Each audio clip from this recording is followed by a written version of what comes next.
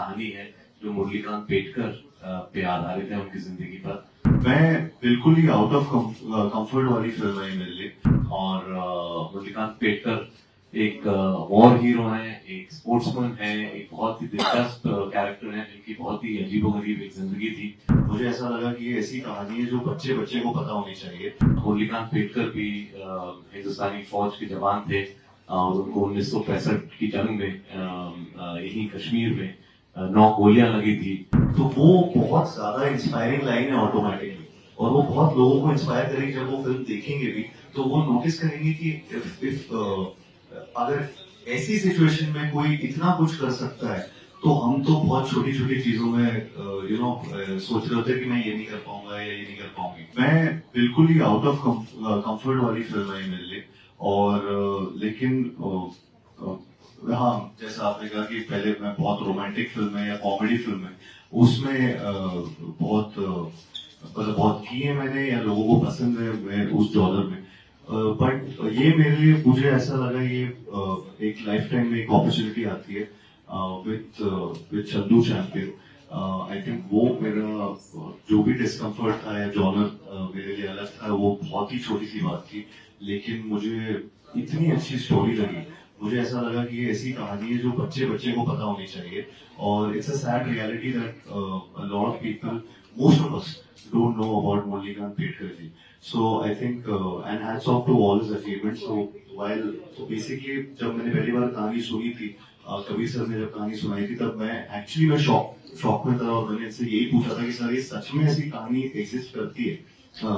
And he of course उन्होंने सारे facts और लॉजिक बताया, and I was really surprised by that. So वो इंस्टेंटली मेरे लिए तो दिमाग में ये था कि ये कहानी कैसे भी पर्दे पर आनी चाहिए, और मैं उसका हिस्सा होना चाहता हूँ। बहुत ही इंस्पायरिंग स्टोरी है। जैसा कि मैंने पहले भी बोला कि जब मैंने ये कहानी सुनी तो मैं शॉक था और सरप्राइज था कि ये इतनी इंस्पायरिंग स्टोरी किसी को पता नहीं है। और ये ऐसी स्टोरी है जो ना कि सिर्फ इंडियंस को, ये बाहर भी यूनिवर्सली, जिस तरीके से एक इंडियन ने अपने देश का नाम रोशन किया पूरा इंटरनेशनल लेवल पे, उस कहानी को हम कैसे नहीं जानते अभी तक, उस कहानी को अभी तक कैसे नहीं सेलिब्रेट किया हमने। सो आई थिंक वो बहुत एक क्वेश्चन मेरे दिमाग में भी आया था। और जब ये मैं रोल प्ले कर रहा था, तब मेरे दिमाग में बार बार जब भी कोई ऐसा ऑब्स्टिकल जो उनकी लाइफ में है और जो हम फिल्म में दिखा रहे थे, वो जो मैं परफॉर्म कर रहा था, तो मैं यही सोचता था कि इनके ऑब्स्टिकल कितने ऊपर के लेवल के, और वो फिर भी गिव अप नहीं करते। तो जो हमारी वन लाइन है, टैगलाइन है फिल्म की कि man who refuse to surrender, तो वो बहुत ज्यादा इंस्पायरिंग लाइन है ऑटोमेटिकली, और वो बहुत लोगों को इंस्पायर करेगी। जब वो फिल्म देखेंगे भी तो वो नोटिस करेंगे कि अगर ऐसी सिचुएशन में कोई इतना कुछ कर सकता है तो हम तो बहुत छोटी छोटी चीजों में सोच रहे होते कि मैं ये नहीं कर पाऊंगा या ये नहीं कर पाऊंगी।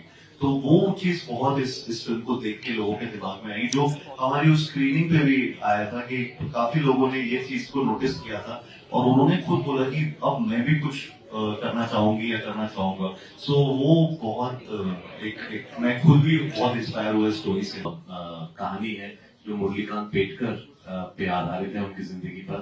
और मुरलीकांत पेटकर एक वॉर हीरो है, एक स्पोर्ट्समैन है, एक बहुत ही दिलचस्प कैरेक्टर है जिनकी बहुत ही अजीबोगरीब एक जिंदगी थी। तो वो सब्जेक्ट है हमारी फिल्म का, जिसका नाम है चंदू चैंपियन, जो 14 जून को रिलीज हो रही है। और ट्रेलर आप लोगों ने देखा होगा, उसमें देखा होगा कि बहुत अलग अलग किस्म के जो उनके एक्सपीरियंसेस रहे हैं जिंदगी में, उस सब के बारे में ये फिल्म है। और जम्मू हम इसलिए आए हैं क्योंकि जम्मू उधमपुर जो है एक बहुत ही बड़ा आर्मी बेस है, कंटोनमेंट है। और मुरलीकांत पेटकर भी हिंदुस्तानी फौज के जवान थे और उनको 1965 की जंग में यही कश्मीर में 9 गोलियां लगी थी।